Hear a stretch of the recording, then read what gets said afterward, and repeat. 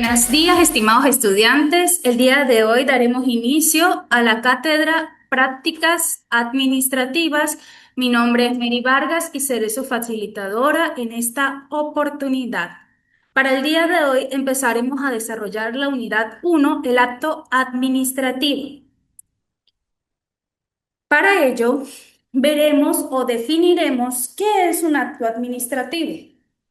De acuerdo al artículo 7 de la LOPA, se entiende por acto administrativo, a los fines de esta ley, toda declaración de carácter general o particular emitida de acuerdo con formalidades y requisitos establecidos por la ley por los órganos de la administración pública.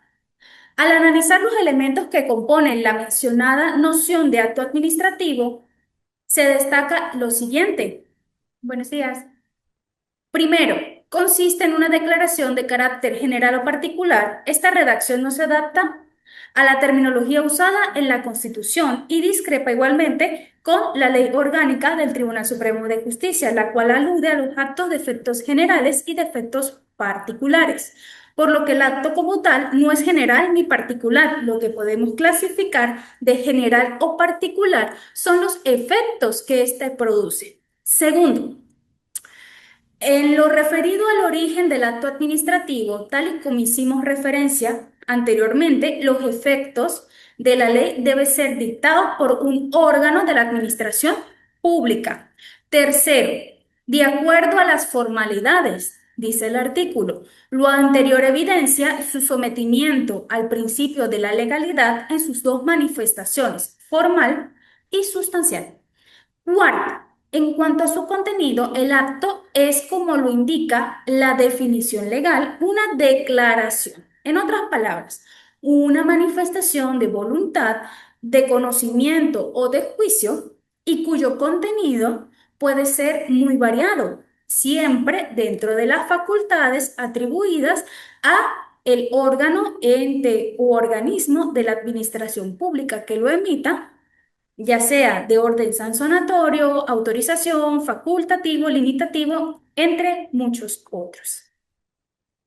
Otras definiciones que tenemos sobre el acto administrativo es la de Ojeda, que cita a Meyer, y señala que el acto administrativo es es un acto de autoridad que emana de la administración y que determina frente al súbdito, es decir, el administrado, lo que para él debe ser derecho en un caso concreto. Esta definición resalta el carácter unilateral y autoritario del acto administrativo, así como su capacidad para crear, modificar o extinguir situaciones jurídicas individuales. Desde una perspectiva legal, esta concepción clásica del acto administrativo ha evolucionado, pero su esencia como instrumento de la administración pública para concretar el derecho en casos específicos sigue siendo relevante. Ahora, otra definición es la de Cira que cita Araujo, donde señala que el acto administrativo es la declaración de la voluntad de juicio y de conocimiento o de deseo realizada por la administración en ejercicio de una potestad administrativa distinta a la potestad reglamentaria. ¿Qué quería decir en este caso Cira? Que cita Araujo.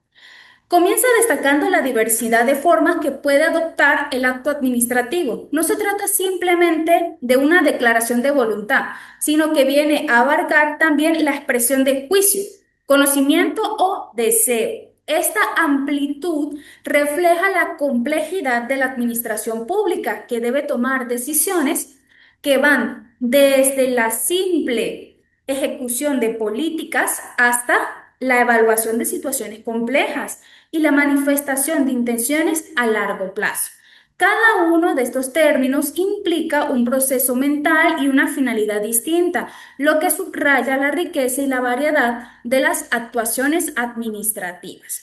Ahora bien, aquí tenemos que tener presente que la administración como un sujeto activo y la distinción con la potestad reglamentaria.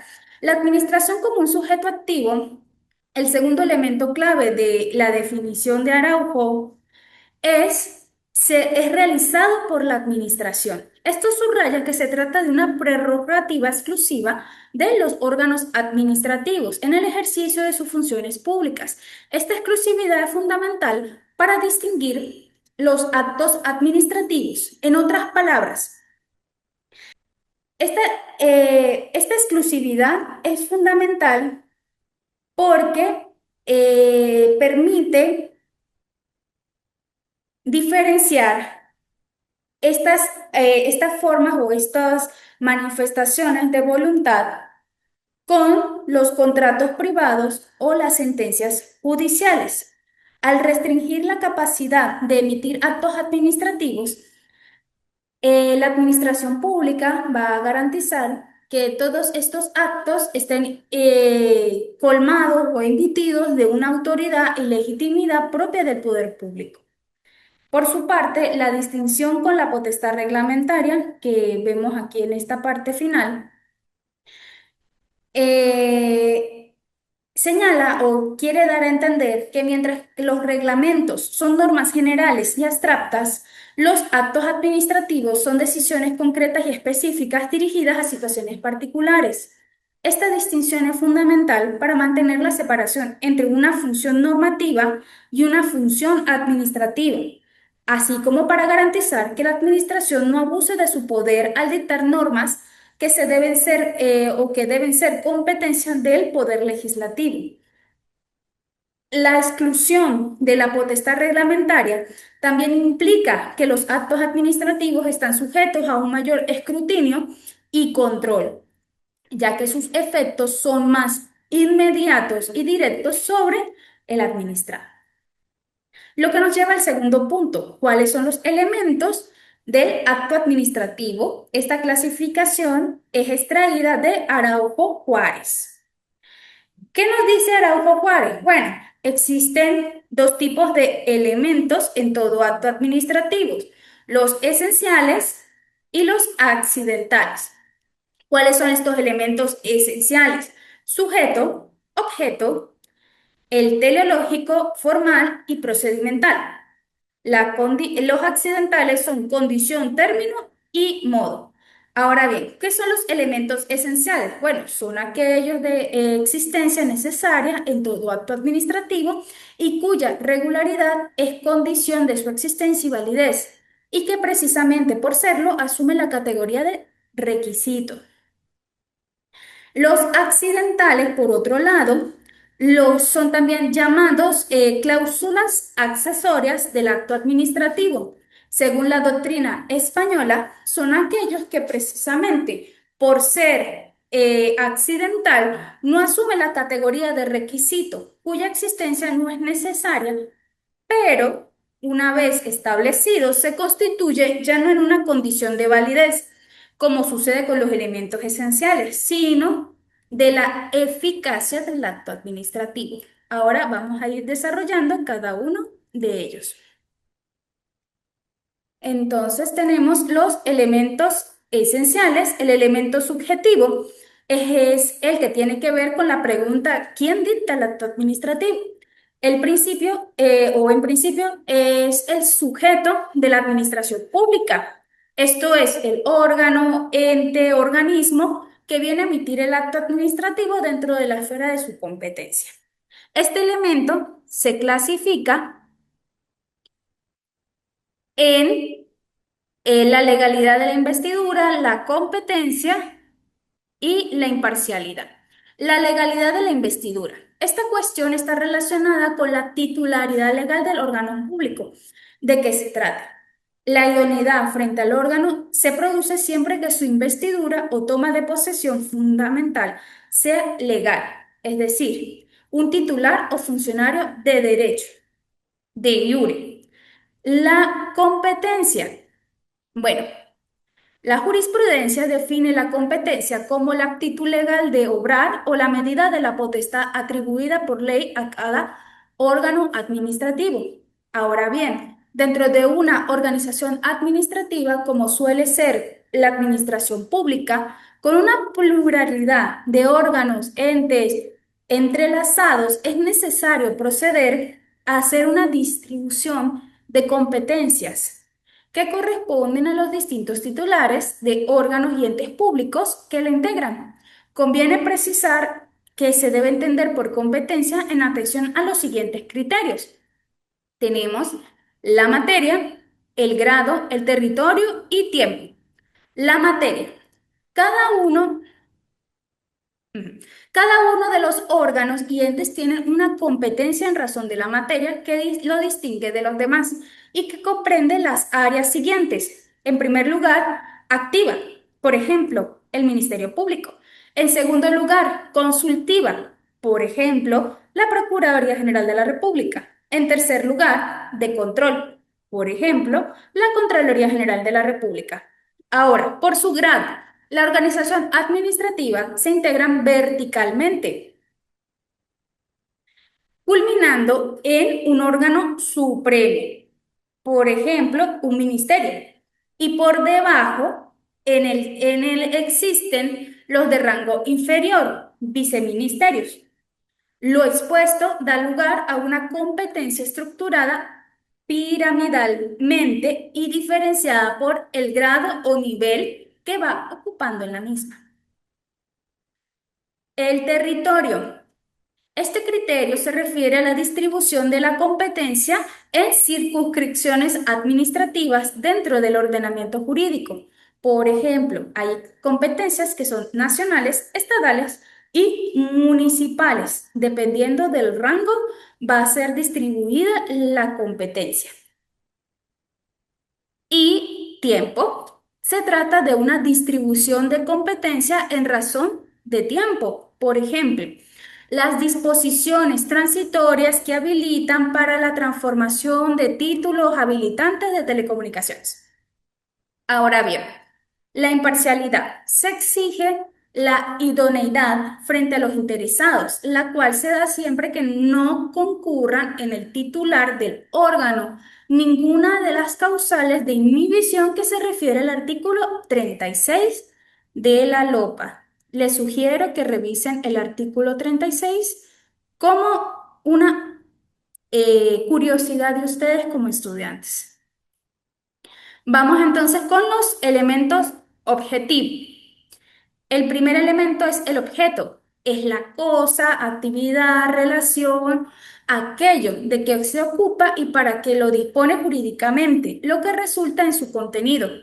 En fin, todo aquello que puede formar objeto de relaciones de derecho público puede serlo en los actos administrativos. El objeto del acto administrativo ha de ser cierto, determinado o determinable, lícito, posible.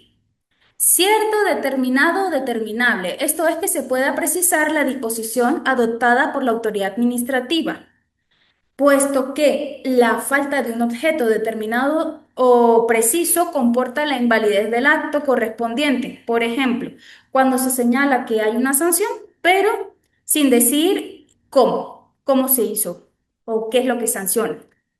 Lícito, lo cual significa que él debe estar dentro de la esfera de las potestades o competencias de la autoridad administrativa que dicta el acto. Y posible, a existencia de que el objeto sea posible física y jurídicamente, está regulado en el artículo 19, ordinal 3 de la LOPA, ya que si el objeto es imposible, la ley sanciona con la nulidad absoluta del acto administrativo de que se trate. Por lo que respecta a la imposibilidad de hecho, esta se origina por falta o inexistencia de sustrato personal, por ejemplo, la muerte. Substrato material, por ejemplo, la desaparición de un bien expropiado o, en fin, sustrato de fin del sustrato jurídico.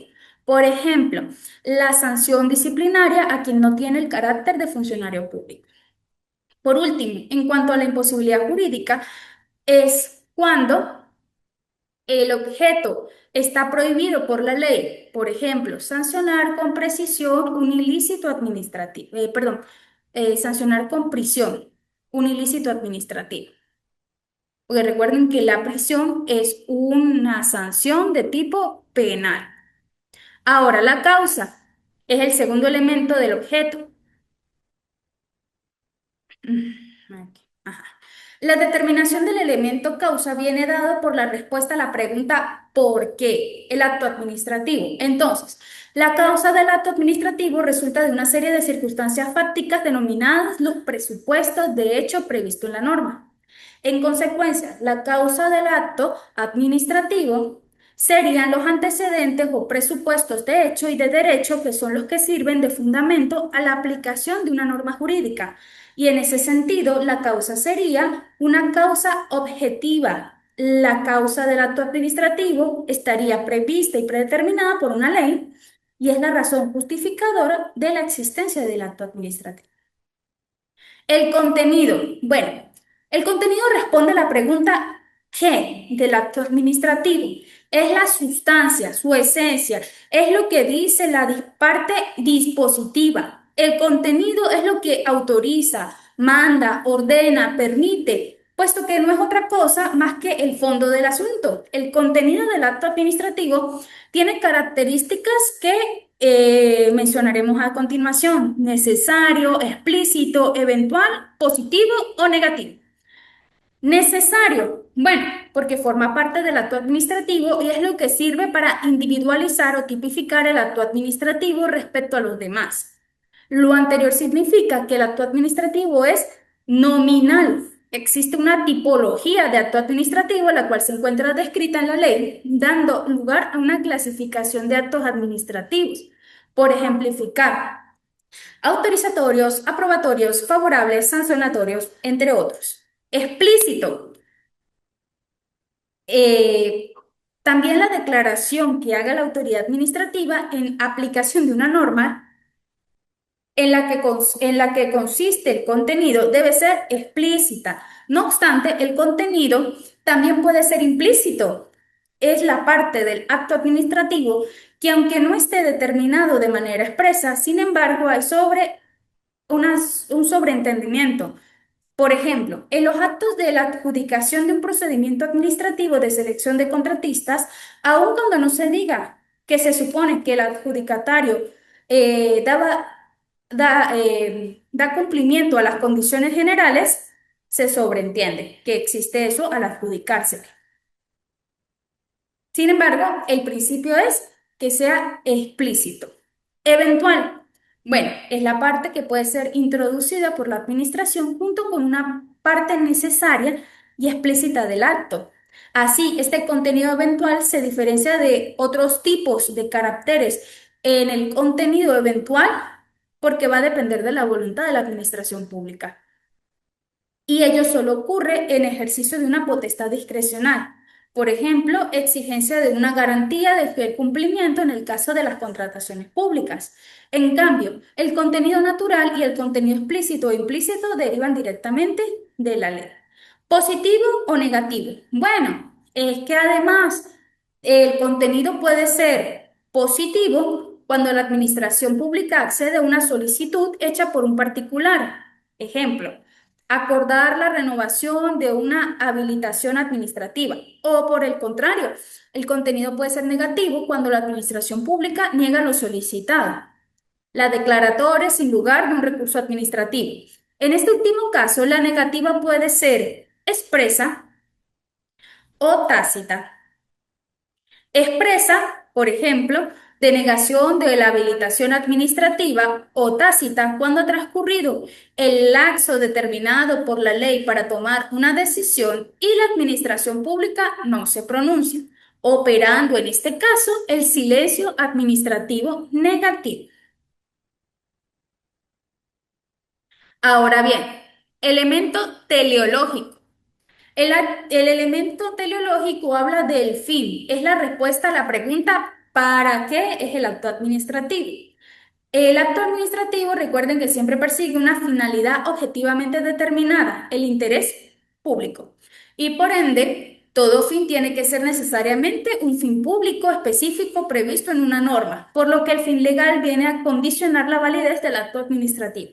En tal sentido, el fin del acto administrativo aparece en el enunciado del artículo 259 de la Constitución y el artículo 12 de la LOPA. Les queda de tarea leer esos dos artículos, muchachos. El elemento formal. La formación del acto administrativo está sujeta a una serie de reglas de forma y de procedimiento numerosas, cuyo respeto condiciona su validez. El conjunto de tales reglas constituye lo que han denominado ordinariamente los elementos formales del acto administrativo. La doctrina tradicional incluye, bajo el grupo de elemento formal, el tratamiento de las cuestiones siguientes. En primer lugar, la formación del instrumento de la declaración jurídica y, en segundo lugar, la motivación. Tenemos entonces la formación del instrumento. La forma significa solo el medio de exteriorización de una declaración de una manera predeterminada y concreta, exige la ley o la voluntad de las partes en algunos casos. En la forma exigida para ciertos actos, o como también se le conoce, en la forma impuesta, es entendida como la determinada manera de exteriorización de la voluntad administrativa, que puede ser escrito, verbal, signos o señales y electrónico. En consecuencia, no comprendería las formalidades o trámites cuya producción exige la ley, tanto para la formación o preparación de la voluntad administrativa. De lo anterior se desprende la diferencia entre la formación, es decir, el procedimiento administrativo, y la manifestación, la forma y la motivación del acto administrativo, los cuales son fundamentales. La escritura. En el derecho positivo, el principio general es la forma expresa y por escrito de la producción, y así lo recoge el artículo 18 de la LOPA, el cual ustedes presentarán su actividad correspondiente con fundamento a ese artículo, a menos que su naturaleza exija o permita otra forma de manifestación más adecuada. Sin embargo, las excepciones de esta regla general se justifican por la naturaleza o circunstancias del acto administrativo de las modalidades que veremos a continuación. Verbal. La ley permite que el acto administrativo pueda instrumentarse de otra forma cuando su naturaleza así lo exija o lo permita. Esta forma excepcional puede ser verbal. Por ejemplo, en los actos administrativos emanados de un cuerpo deliberante, la decisión es verbal. Sin embargo, la ley exige que esa decisión verbal después sea documentada. En otras palabras, que se recoja en un acta de sesión correspondiente y que esa acta sea aprobada por el órgano colegiado deliberante. En dicha acta vendrá a ser el documento que acredite la existencia del acto administrativo verbal. Signos o señales. También existen otras formas de instrumentarse la declaración administrativa. Por ejemplo, en materia de circulación de vehículos se utilizan signos para indicar así la dirección del tránsito. Se debe esperar el paso de los otros vehículos. Es decir, existe una serie de signos que regulan la dirección del tránsito. Por lo tanto, también la declaración administrativa puede configurarse a través de medios acústicos, como los silbatos, luminosos, como el semáforo, visuales, como carteles, o gestuales en la mímica, adaptándose la posibilidad. Gestuales, por ejemplo, podría ser cuando alguien tiene una incapacidad, por ejemplo, auditiva, y a través de las señas se le comunica toda la información. Entonces, adaptándose la posibilidad de que cuando concurran los requisitos pertinentes, la voluntad expresada pueda dar origen a un acto administrativo.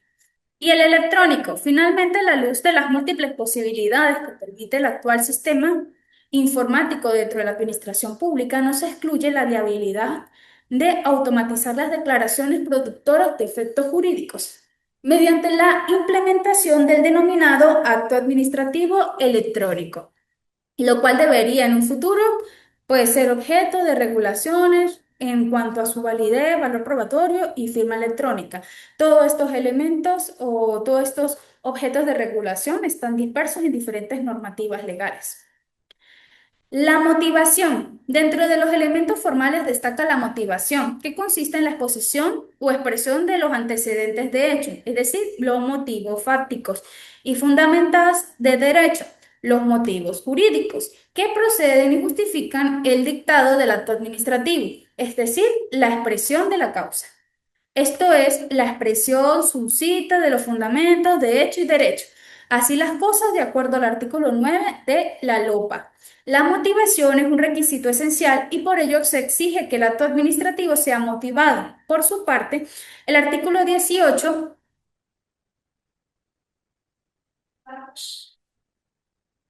Mm. El artículo 18, numeral 5, dispone que el acto administrativo debe tener una expresión suscita de los hechos, de las razones que hubiesen sido alegadas y los fundamentos legales pertinentes. Ahora, esta motivación puede ser contextual o por revisión. Contextual es cuando la motivación es interna o directa, es aquella que se recoge en el mismo acto administrativo. Basta que sea amplia o suncita, y así lo dispone el propio artículo 18, numeral 5 de la LOPA. Pero en todo caso, suficientemente para ilustrar las razones de hecho y los fundamentos de derecho que justifican o dan origen a la emisión de este acto administrativo. También puede ser por remisión. Por otro lado, la motivación es la externa. Esta podría ser la considerada la externa o la indirecta. Es la que se realiza por medio de un documento distinto al propio acto administrativo. En este sentido, la jurisprudencia ha admitido la motivación por remisión mediante la ficción de considerar que forma parte del acto administrativo este requisito cuando aparezca dentro del expediente, considerando de esta forma íntegra y formada en virtud del acto administrativo de que se trate y sus antecedentes. Los elementos esenciales. El elemento procedimental es la creación o producción del acto administrativo. Es una operación que puede ser más o menos compleja, pero que supone siempre el respeto a un procedimiento. En consecuencia, la autoridad administrativa no está por regla general libre de manifestar su voluntad administrativa como ella quiere, sino que debe respetar siempre y en todo caso ciertos procedimientos que determina su manera de obrar, un cauce por el cual la voluntad administrativa tenga un valor jurídico para que su decisión constituya un acto jurídico perfecto, es decir, válido y eficaz. Los elementos accidentales. Está la condición, el término y el modo. La condición es la cláusula por la cual se subordina, primero, el inicio, es decir, la condición suspensiva. Segundo, la cesación, o en otras palabras, la condición resolutoria de los efectos jurídicos de un acto administrativo, al cumplimiento de un suceso futuro e incierto, por ejemplo, el cumplimiento de la mayoría de edad. El término o plazo indica el momento temporal, fecha dada o periodo concreto a partir del cual debe iniciar o cesar su eficacia del acto administrativo, es decir, producir, hablando de un término inicial, o cesar, el término final, sus efectos jurídicos. Por ejemplo, la autorización de importación de productos alimenticios por 6 meses. De ahí que un acto administrativo sometido a término es cuando el principio y el final y la duración de su eficacia están determinados en el tiempo.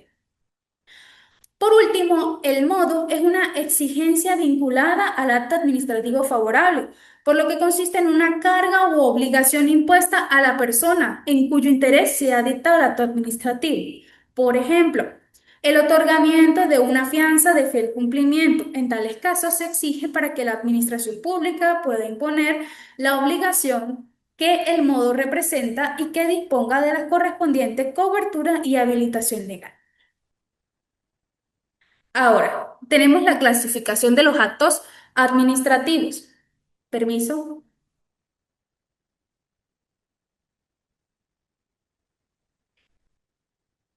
Esta clasificación es de Ojeda.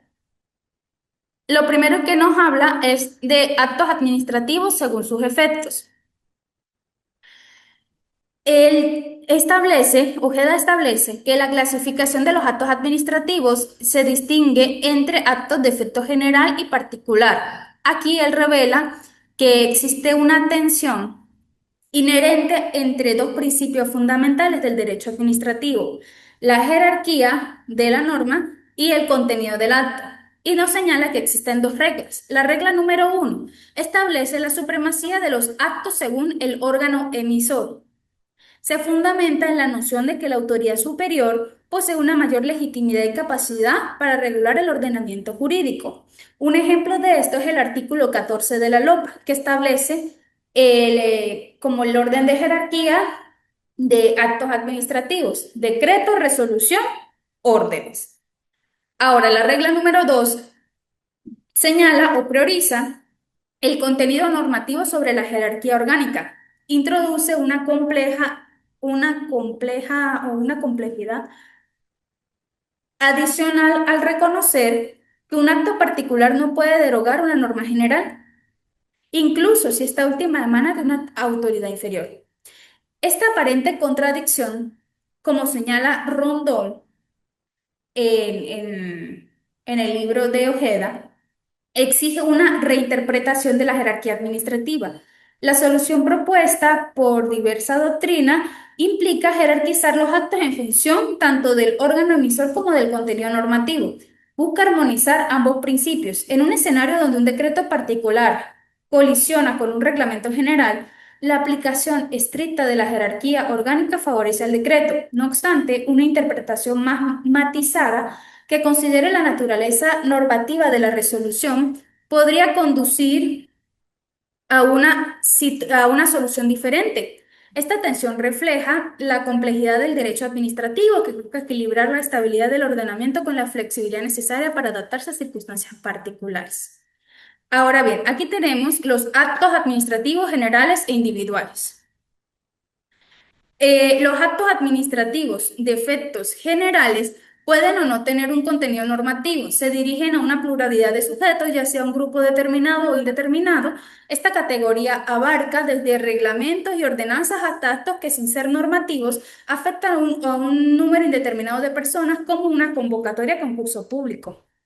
Y la publicación de estos actos en Gaceta Oficial garantizan su publicidad y oponibilidad frente a terceros. Los actos administrativos de efecto particular se dirigen a un sujeto específico y por lo tanto tienen efectos particulares.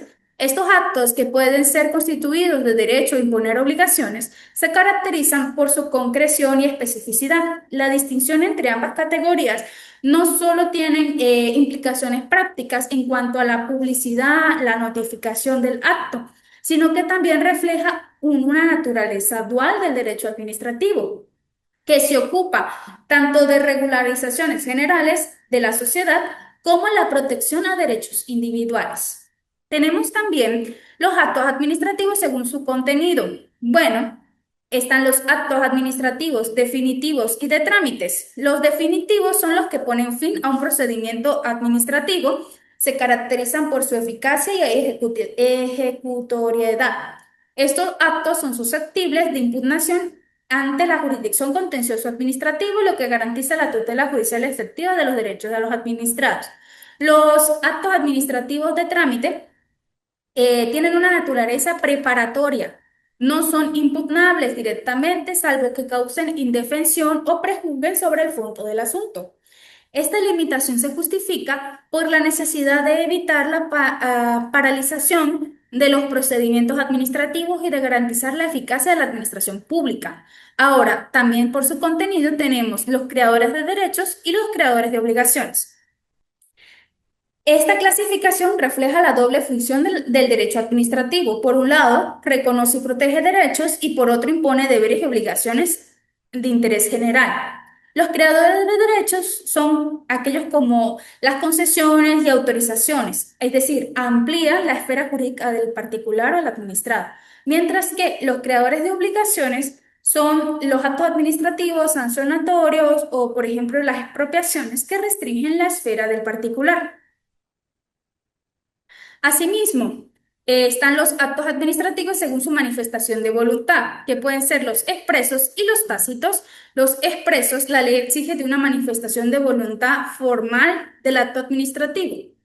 Refleja el principio de la seguridad jurídica y la necesidad de transparencia de una actuación administrativa. Esta formalidad garantiza que la voluntad de la administración se exteriorice de manera clara e inequívoca, mientras que el tácito, la LOPA reconoce la existencia de actos administrativos tácitos derivados del silencio administrativo. El artículo 4 señala, al establecer que el silencio de la administración se considera una respuesta negativa, introduce una ficción legal que permite a los administrados ejercer sus derechos ante la inactividad administrativa, como un reclamo. Esta figura, aunque necesaria para evitar la indefensión, plantea interrogantes sobre la naturaleza jurídica del acto tácito y su compatibilidad con el principio de legalidad. pues se puede determinar que el silencio administrativo se puede interpretar como una manifestación implícita de voluntad basada en la presunción de que la administración pública, al no actuar dentro del plazo legal, ha decidido tácitamente negar su solicitud. Ahora, según su impugnabilidad, pueden ser firmes e impugnables. Los firmes, la distinción entre estos actos es en el agotamiento de los recursos administrativos y judiciales. La firmeza de un acto administrativo se produce cuando han transcurrido los plazos para su impugnación o se han agotado las vías de recursos que confiere una estabilidad y seguridad jurídica a las decisiones administrativas. Sin embargo, esta firmeza no es absoluta, tengan presente esto, ya que el artículo 97 de la LOPA señala la posibilidad de impugnar actos firmes a través de el recurso de revisión. Pero bueno, esos son casos excepcionales que lo veremos en la segunda unidad. Los impugnables. Bueno, la impugnabilidad del acto administrativo garantiza la tutela judicial efectiva de los derechos del administrado. Los recursos administrativos y contenciosos administrativos permiten a los particulares cuestionar la legalidad de los actos administrativos y obtener su anulación o modificación. Esta posibilidad de control judicial es esencial para el Estado de Derecho, ya que asegura que la actuación de la administración se va a ajustar a la ley y respetando los derechos fundamentales. Ajá. Tenemos también los actos según su ejecución. Puede ser ejecución material y ejecución formal. La ejecución material prevista en el artículo 78 de la LOPA son aquellos que implican una actuación física de la administración, como la demolición de una construcción ilegal o, por ejemplo, la ejecución de una sanción pecuniaria. Estos actos deben estar precedidos por un acto administrativo formal que sirva de fundamento jurídico, garantizando así la legalidad y proporcionalidad de la actuación administrativa. Ahora, la ejecución formal, el artículo 8 de la LOPA señala que al regular el acto de ejecución, establece que la administración pública puede ejecutar sus propios actos, salvo, escuchen bien, que la ley disponga lo contrario. Esta potestad de autotutela ejecutiva, aunque esencial para la eficacia de la administración, debe ejercerse con respeto a los derechos del administrado y dentro de los límites de la ley. La distinción entre actos materiales y actos formales refleja la complejidad de una actuación administrativa que requiere tanto de decisiones jurídicas como de actuaciones materiales para alcanzar sus fines. Ahora tenemos los requisitos de validez del acto administrativo. Para ello debemos estudiar el artículo 18 de la LOPA, el cual dice, todo acto administrativo debe contener, en primer lugar, nombre del ministerio u órgano al que pertenece el órgano que emite el acto.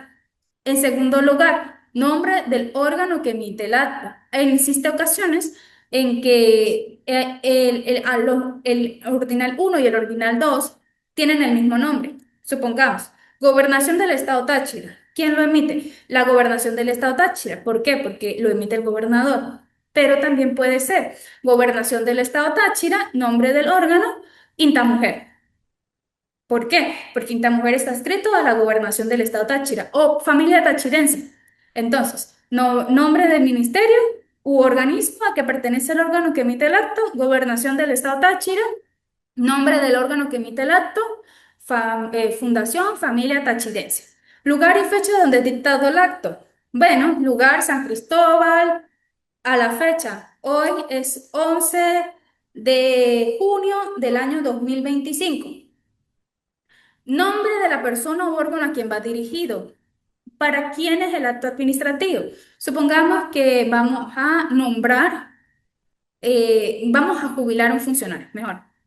Entonces, ¿a quién va dirigido? A María Contreras, cédula de identidad tal, quien ejerce el cargo tal en familia tachirense. María Contreras, que es la abogada que sustancia los casos para las donaciones en familia tachirense, según la resolución número 36 publicada el 5 de mayo del 2020 en Gaceta Oficial número 5832 extraordinaria del Estado Táchira.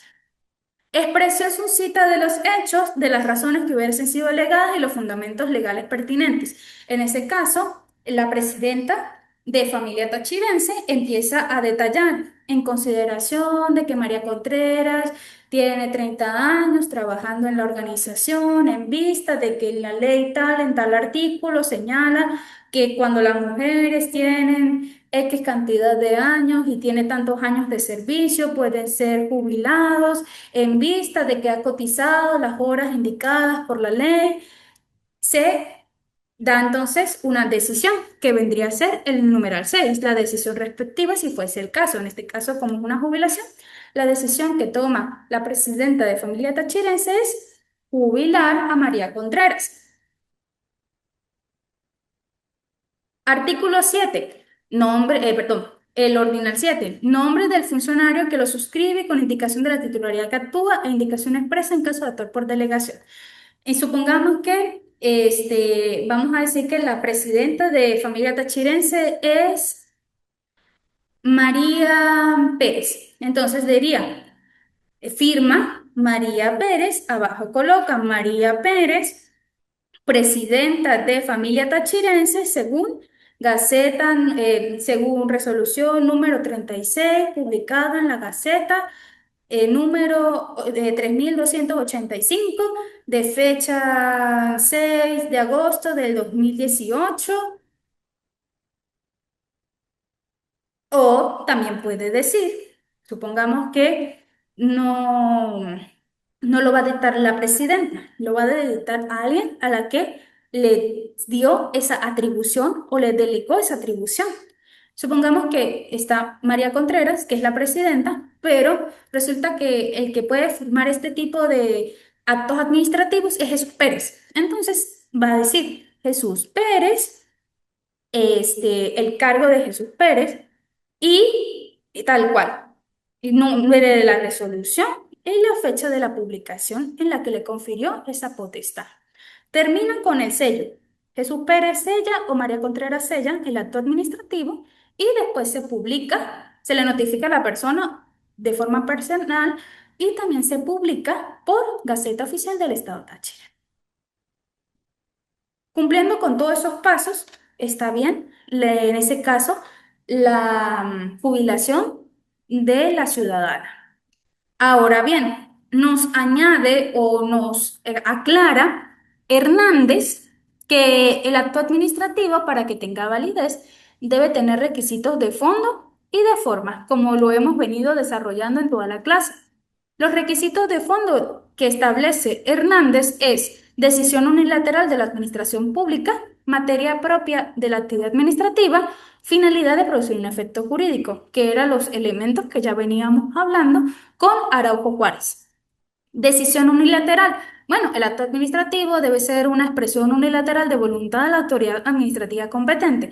Esto lo diferencia de un contrato, que ya lo dijimos, ya que en los contratos intervienen varias partes en la voluntad al negociar.